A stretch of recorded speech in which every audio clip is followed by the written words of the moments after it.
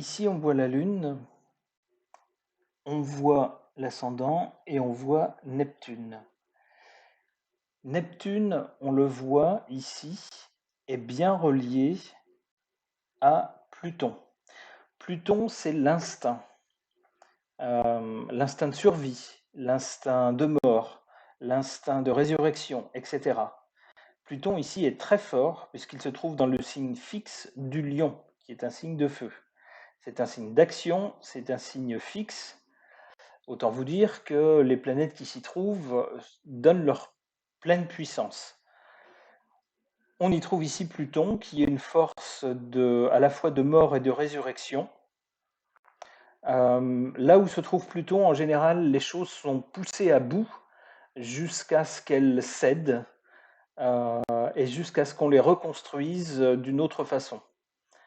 Il peut y avoir, alors quand Pluton est en bon aspect, il y a mort et résurrection, les choses sont désintégrées et puis ensuite peuvent être régénérées. Euh, Quand elle est en mauvais aspect, il n'y a pas de régénération, il n'y a pas de résurrection, il y a tout simplement une corruption, un pourrissement, une désintégration des choses. Et ça peut être violent parce que Pluton n'est pas une planète sympathique. Cela dit, là où elle est, Pluton donne un instinct très fort et très sûr. On sait, on devine ce que les gens cachent.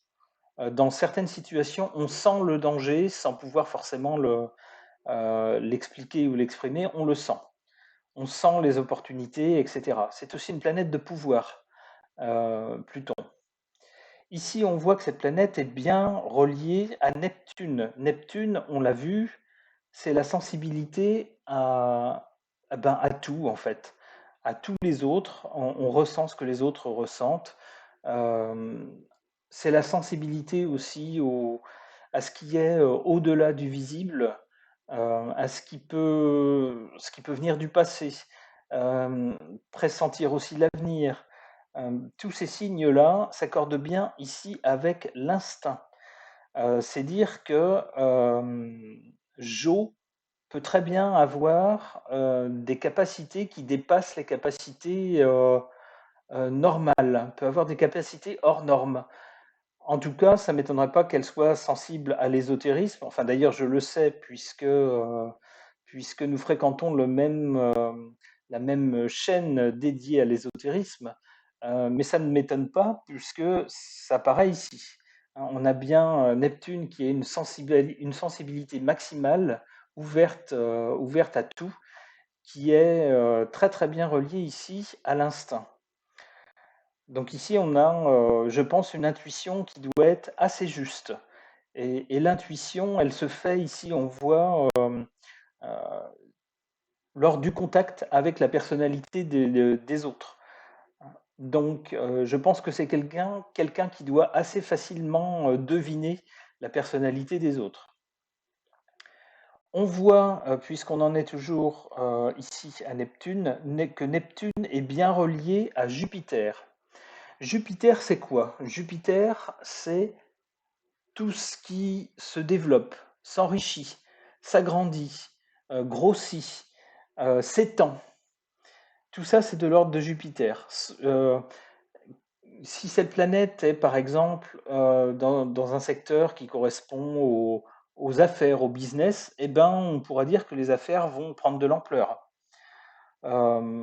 C'est le sens de Jupiter, hein, de, comment dire, de multiplier, de faire grossir, d'étendre et de développer les choses. En général, on dit que Jupiter, si elle ne reçoit pas de mauvais aspects, est bénéfique. Pourquoi? Parce que c'est une planète qui apporte de la facilité, de la richesse, qui apporte les choses un peu sur un plateau. Eh bien ici, Jupiter est bien relié à Neptune, qui est en fait un peu l'intuition. Donc traditionnellement, lorsque ces deux planètes sont en bon aspect, soit avec un sextile comme ici, ou soit avec un trigone qui a un aspect plus large, on dit que c'est facteur de chance. En tout cas, cet aspect-là, Neptune-Jupiter, c'est un aspect qu'on retrouve dans tous les thèmes de la République française. Alors, c'est un peu bizarre, mais quand on regarde les thèmes de chaque pays, c'est assez rigolo parce qu'à chaque fois que chaque pays change de constitution, change de forme de pouvoir, eh bien, il y a forcément, les astres sont forcément disposés d'une certaine façon dans le ciel. Et pour certains pays, on retrouve bizarrement toujours une relation entre certaines planètes. Eh bien, pour la France, à chaque fois qu'on a changé de république, à chaque fois qu'une nouvelle république a été instaurée, il y avait un aspect entre Neptune et Jupiter, qui est un aspect aussi un peu idéologique, un peu de foi en l'avenir, de foi dans le fait que on peut y arriver, que les choses vont s'arranger, vont s'améliorer. Neptune à la fois et Jupiter est confiant. Donc on voit la relation qu'il y a entre les deux. Et cela en général porte chance. Alors ici, ça se double, ce bel aspect entre les deux, d'un sextile à nouveau entre Jupiter ici et Vénus ici. Vénus qui est la patronne de la balance, hein. C'est le signe associé, c'est la planète associée à ce signe. Elle se trouve ici dans le Verseau, ce qui est plutôt bien. C'est un signe d'air aussi. Et on voit que Jupiter est bien relié à Vénus. Alors Vénus, c'est quoi? Eh bien Vénus, c'est tout ce qui est agréable. Tout ce qui est agréable au sens, à la vue, au toucher, à l'odorat, euh, tout ce qui fait plaisir, tout ce qui est juste, tout ce qui est beau. Ça, c'est de l'ordre de Vénus. C'est aussi, quand la planète est bien aspectée, l'argent, la facilité matérielle. On voit ici que Vénus est bien reliée à Jupiter, qui symbolise l'expansion. Donc, et en général, on dit que les deux sont, enfin, chacune de ces deux planètes sont considérées comme bénéfiques. Vénus, c'est la petite chance et Jupiter, c'est la grande chance. Eh bien, ici, les deux sont en bon aspect. Donc, j'aurais tendance à dire que Jo est censée être chanceuse dans sa vie. Alors, ça ne veut pas dire qu'elle n'aura pas de soucis, mais au cas où il arrive quelque chose, on a plutôt l'impression que les événements joueront en sa faveur. D'autant plus que on a forcément, puisque cette planète ici est en bon aspect à celle-là, et que celle-là est en bon aspect à celle-là, eh ben forcément, celle-là et celle-là sont en bon aspect. Neptune, Vénus. Alors Neptune, Vénus, ça donne quoi? Vénus, on vient de le voir, c'est la sensibilité à tout ce qui touche les sens. C'est la sensualité. Attention, je ne vais pas parler de sexe, hein. Je dis la sensualité, c'est-à-dire ce que l'on voit, ce que l'on entend, ce que l'on sent, ce que l'on goûte, ce que l'on peut toucher. Vénus est sensible à tout ça. Et ici, avec Neptune, on a l'inspiration. Ce qui vient, ce qui dépasse, on va dire, le concret. La poésie, oui, la foi, l'inspiration, les rêves. Tout ça, c'est du domaine de Neptune. Et bien ici, les deux planètes sont en bon aspect. Et traditionnellement, un trigone comme ça entre Vénus et Neptune, c'est l'indice d'un charme. Alors le charme, c'est quoi? Eh ben, c'est justement quelque chose qu'on a du mal à définir avec des mots et qui émane de quelqu'un et qui séduit, qui captive. Et qui captive d'autant plus que la personne n'en est pas consciente et n'en joue pas intentionnellement. Eh bien ici, Jo, j'ai l'honneur de vous annoncer que vous avez beaucoup de charme, un charme qui touche les gens, puisqu'on voit ici en plus que Neptune est à l'ascendant. Donc on a dû vous le dire sans doute souvent, eh bien je vous le redis. Alors ici, on a un aspect qui joue sur la santé d'ailleurs, euh, entre Neptune et Vénus. Alors, au point de vue de la santé, Vénus représente la chair, tout ce qui touche la chair, mais également les reins, les fonctions d'élimination. Et ici, on a Neptune qui peut représenter l'ouverture en fait à tout ce qui est extérieur, tout ce qui vient de l'extérieur, donc les microbes, les virus, les infections, etc. Eh bien, ici, on a l'impression que la chair est protégée contre le,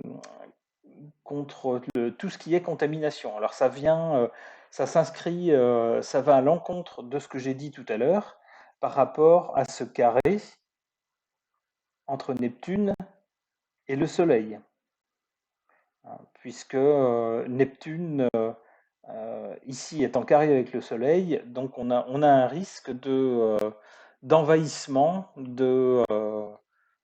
comment dire, d'être sans défense, quoi. Le sens de Neptune, c'est d'être ouvert en grand, quoi. Donc ça pose un problème ici du côté de la personnalité en général, de la santé en général, mais ici la chair représentée par Vénus semble être protégée contre ça. Alors ici, on a Vénus, toujours, qui est, malheureusement, on le voit en opposition avec Pluton. Alors Pluton, c'est pas une planète facile. On l'a vu tout à l'heure. Pluton, c'est la mort, tout ce qui est poussé à bout, tout ce qui se désintègre, tout ce qui est corrompu, tout ce qui pourrit. Mais c'est aussi quelque chose qui est invisible au départ. Le Pluton, c'est une planète dont on ne voit les effets que lorsqu'il est trop tard, quand on ne peut plus rien y changer. Et ici, on voit que c'est une planète qui est en mauvais aspect avec Vénus. Alors, ça peut avoir malheureusement un effet dramatique sur le plan sentimental, puisque Vénus, dans un thème, représente aussi les sentiments. Eh bien, malheureusement, on peut avoir un amour qui se désintègre. Soit parce que la personne, ma foi, décède, ou peut-être parce qu'elle s'éloigne. Mais aussi peut-être on a quelqu'un qui n'est pas tel qu'on pensait qu'il était et qui se révèle d'une nature pas du tout recommandable. En tout cas, ici, on a un risque de désintégration d'un amour. On a un risque aussi du côté physique. Vénus, c'est la chair. Pluton, c'est ce qui est caché et qui prolifère en secret. Eh bien, malheureusement, c'est quelque chose qui est lié au cancer.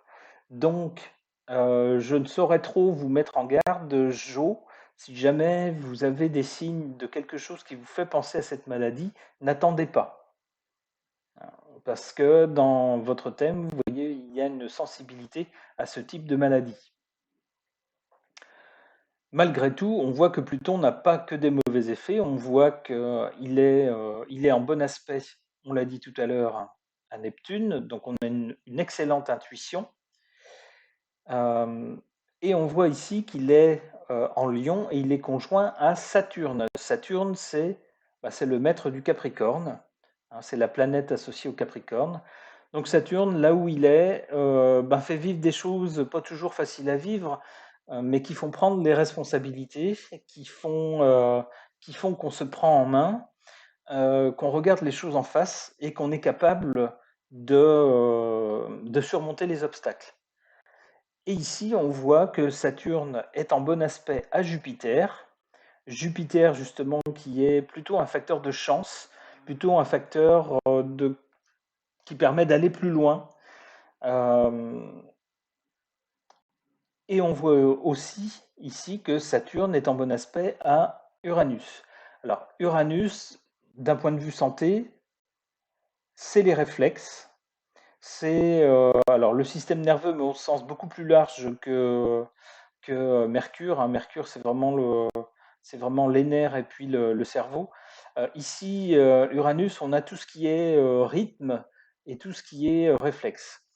Du point de vue de la santé aussi, dans le cas où vous devriez avoir un souci de santé important, on voit ici Uranus qui est en bon aspect avec Saturne. Saturne, c'est la durée et Uranus, c'est la chirurgie.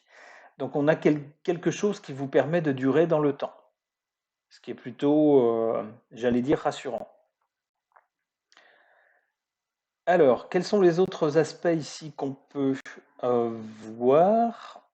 Eh bien, on a Saturne ici, on l'a dit, avec Jupiter.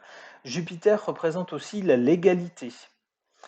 On voit ici Saturne, le temps, et ici la légalité. Pour vous, vous êtes, quoi que vous fassiez, soucieuse de faire quelque chose qui soit légal. Les actions qui s'inscrivent dans le temps seront marquées par un caractère légal. Attention, ici, vous avez Uranus qui représente aussi les choses qui arrivent de façon brusque et inattendue. Les coups de tête, les coups de sang, les actions brusques. Ça peut être aussi un accident, ça peut être ce genre de choses. Eh bien ici, c'est en opposition à Jupiter, qui représente la légalité. Alors si sur la durée, vous aimez les choses qui sont légales, attention sur un coup de tête à ne pas faire quelque chose qui vous mette en porte-à-faux avec la loi. Ce danger existe. Il est là dans votre thème. Alors sinon, bon, je pense qu'on a maintenant à peu près fait le tour des aspects qu'on voit dans votre ciel de naissance. Si on s'y prend maison par maison, alors c'est quoi les maisons? Ben, c'est très facile en fait. Vous découpez cette roue en 12 quartiers. On le voit, à partir de l'ascendant, c'est le début de la maison 1 qui va jusqu'ici, jusqu'à la petite flèche. On voit, il y a un 1 écrit ici. Après, jusqu'à l'autre flèche, c'est la maison 2, puis 3, 4, etc. Vous en avez 12.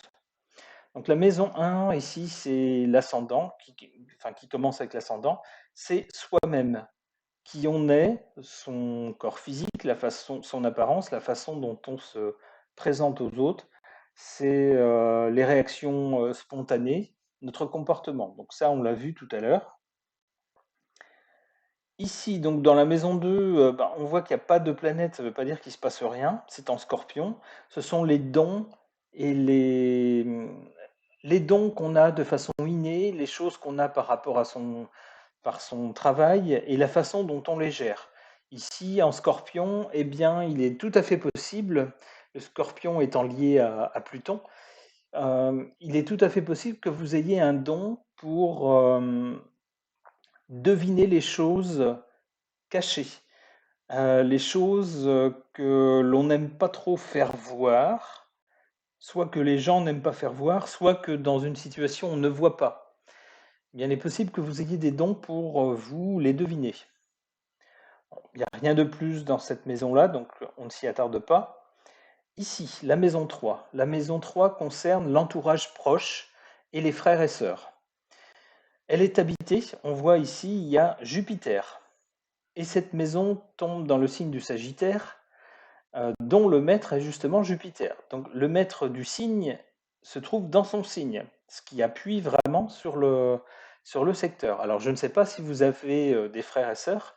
Si c'est le cas, il y a de fortes chances que ces frères et sœurs, ou du moins au moins l'un d'eux, soient liés d'une façon ou d'une autre à l'étranger, qui est représenté par Jupiter, le signe du Sagittaire, ou à l'enseignement, c'est aussi l'un des attributions de ce signe, ou le domaine de la loi. Donc on peut avoir l'import-export, l'enseignement, l'étranger, tout ça, ça relève du Sagittaire. Attention, parce qu'ici on voit qu'il y a une opposition avec Uranus, ici. Ce domaine-là, la maison 9 qui est ici, ça représente aussi l'étranger. Il est possible qu'il y ait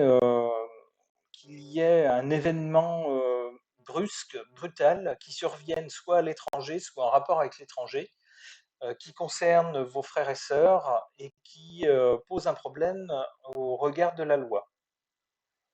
C'est ce que dit le thème. Après, chère madame, je ne vous connais pas. Je ne sais pas si c'est vrai ou pas.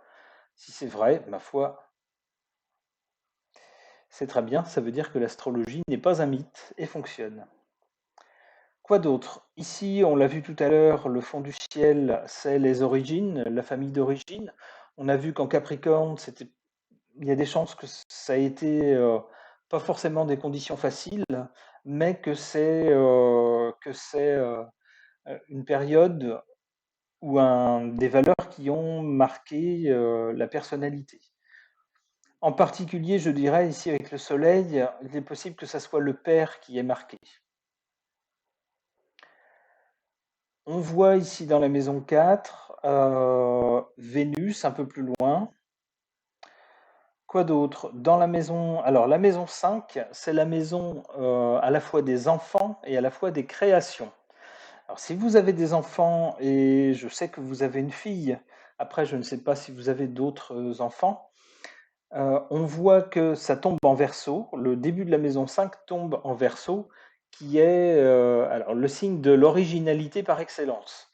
Donc, si vous faites des créations, il est possible que ces créations aient un style très personnel, quelque chose d'un peu déroutant pour les autres, un peu surprenant, mais pas forcément quelque chose qui rebute les autres.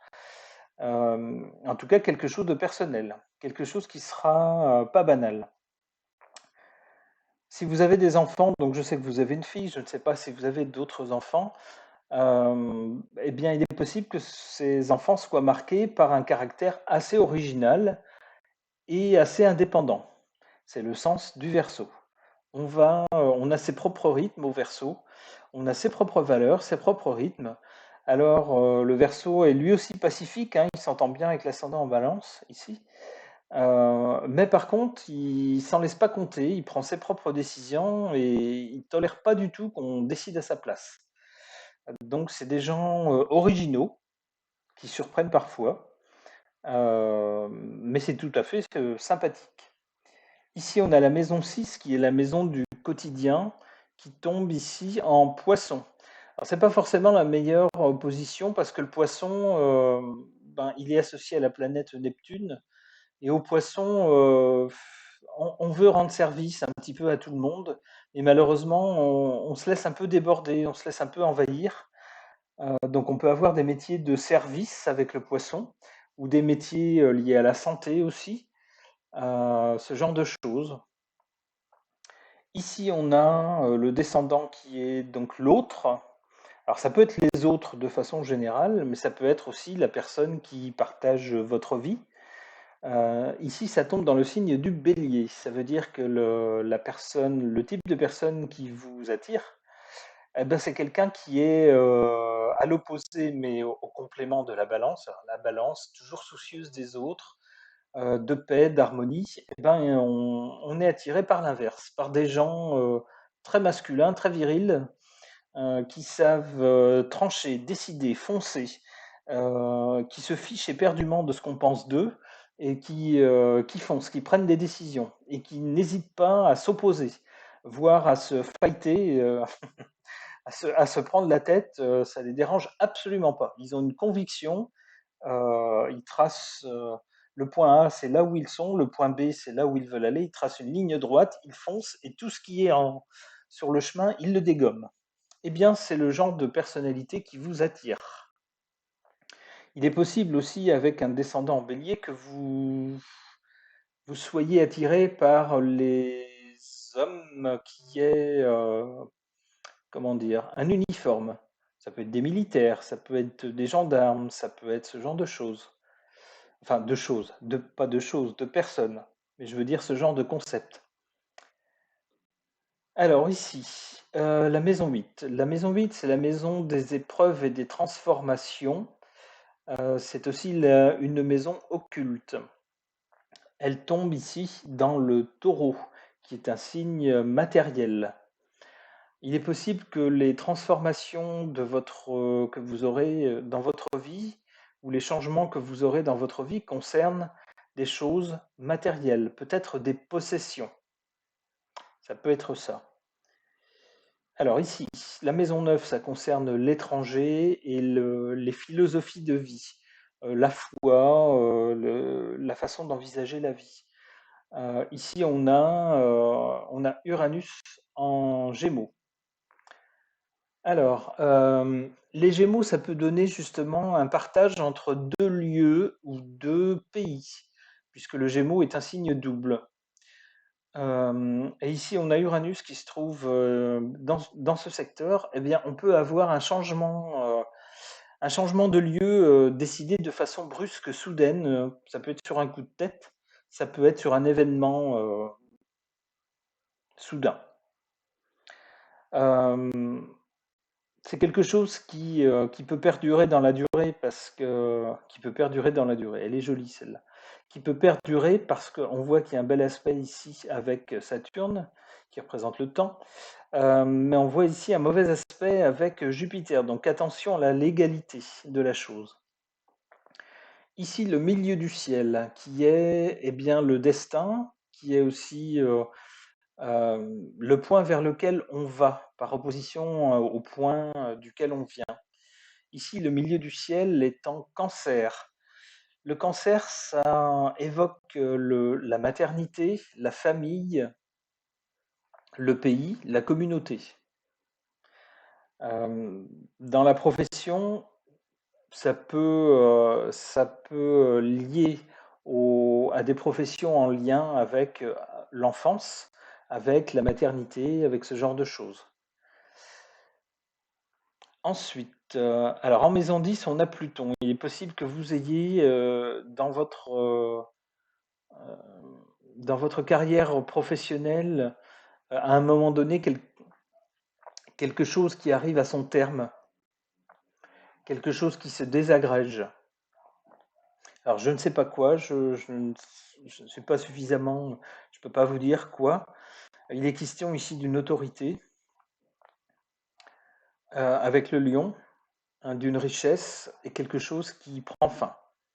Alors, bon, je n'en sais pas plus, peut-être vous, en fonction de votre propre vie, vous saurez me dire. Ici, la maison 11, c'est la maison des amis, des soutiens, des projets. Ici, on voit qu'elle démarre dans le signe du lion. Donc, si vous avez des soutiens, eh ben, vous pouvez compter dessus. D'abord parce que c'est dans le signe du lion et que le lion, ben, c'est pas une petite bière, hein. C'est quand même un signe très fort.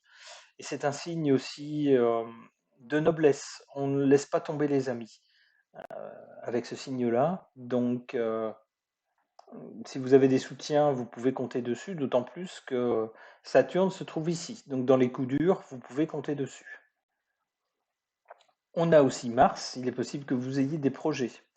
Attention aussi, parce que ça peut vouloir dire que par rapport à vos amis, au minimum, il y a des relations très franches avec Mars. Il peut y avoir des conflits parfois. Et enfin, on a ici la maison 12, qui est la maison de la solitude, de l'isolement, des choses contre lesquelles on ne peut rien dans la vie, face auxquelles il faut se résigner. Alors ça peut être un emprisonnement, ça peut être une hospitalisation, ça peut être un moment où on se retrouve seul dans la vie. Bon, ici on a la Lune, ce qui fait penser. Alors les attributions de la Lune, ce sont entre autres, on peut avoir l'enfance. Euh, on peut avoir une foule, mais bon, ici c'est pas très très significatif dans le 12. Vous auriez eu Saturne en maison 12, je vous aurais dit attention à un problème de solitude. Ici, ça n'est pas le cas. Donc, eh bien, je pense avoir fait à peu près le tour de votre thème. Je vais m'arrêter là.